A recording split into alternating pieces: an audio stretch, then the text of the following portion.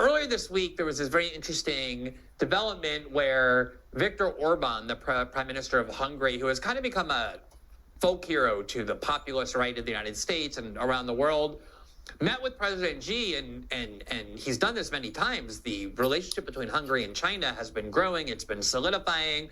And Orban talked about how the partnership that they have with China is central to Hungary's future prosperity. We're seeing this in all the regions where the U.S. used to have full dominance, in South America, in Africa, in Asia. What role do you think the kind of resentment toward American foreign policy, this perception that America throws its weight around and starts wars? The last time China started a war or was involved in a war was 1979, 45 years ago. Is that resentment? And by the way, that was a basically 1 month. Yeah, a 1 month border dispute, basically. It lasted little 1 month. Punishment of Vietnam for its actions in Cambodia. Exactly. It was a 1 month war. So is this resentment helping China kind of attract and take away partners and allies from the United States? And more broadly, why is China having so much success in getting countries to migrate toward their alliance, toward their axis? Well, look, basically, China is doing a good job of economic development and technological advance. And over the period from 1980 until today, it's had the most remarkable economic transformation through very high saving, very hard work, unbelievable improvement in educational access and quality. They've just done a tremendously good job. China remains poorer than the United States per capita, or remains poorer than Europe per capita, but the advance has been tremendous. The improvement of the quality of life has been tremendous. And because China's 1.4 billion people, compared to the 335 million people in the United States, 4 times larger, the size of the Chinese economy in absolute terms is larger than the U.S. if you measure it at a common set of international prices, what's called purchasing power adjusted prices. China's done a good job. We should be pleased that 1.4 billion people have gotten out of poverty. We should be pleased that China is making available low-cost photovoltaics, electric vehicles, wind turbines at low cost, the things that could make possible the ecological transformation, the energy transformation.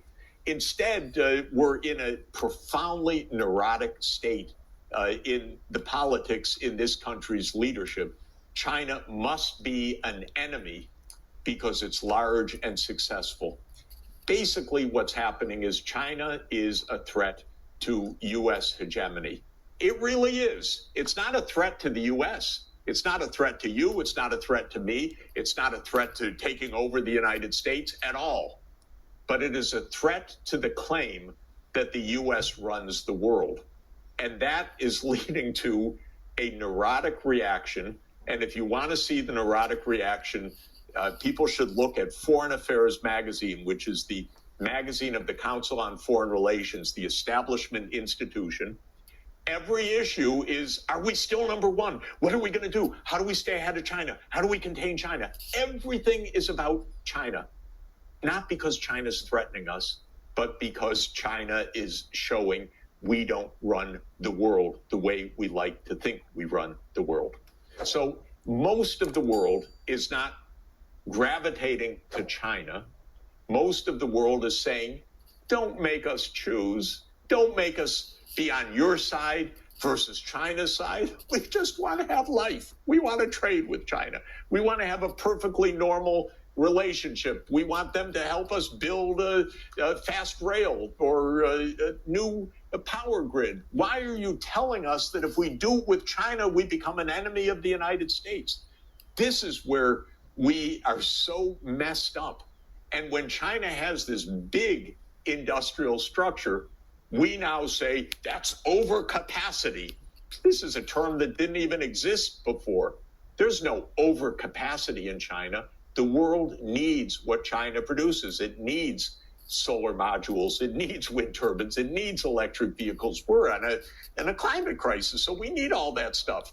We should be encouraging this development. We should be encouraging China's making loans and investments in developing countries to help them make their energy transformation. But China is a threat to America's delusion that it runs the world.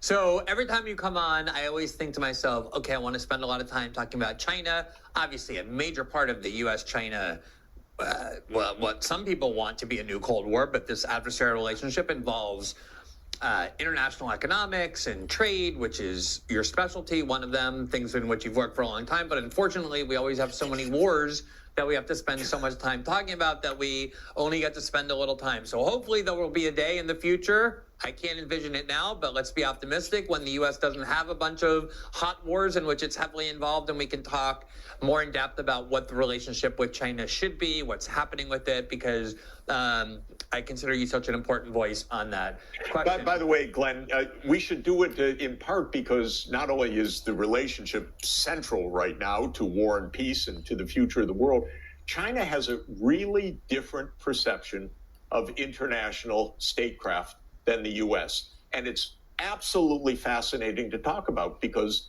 China really views things differently and in fascinating ways, and very good for a discussion. Yeah, so then we're going to harass you for a China-only conversation because it's something that I think people in the United States could really benefit from, since all we ever hear is evil China, aggressive China, militaristic China. And I think people can benefit even just from understanding better the Chinese view of the world, since we hear so little about that. It's always a pleasure to talk to you. I think it's extremely nutritious and illuminating for our audience. It is for me as well. And I really appreciate your time. Great to be with you. We'll do it again soon. Have a great afternoon. Bye-bye.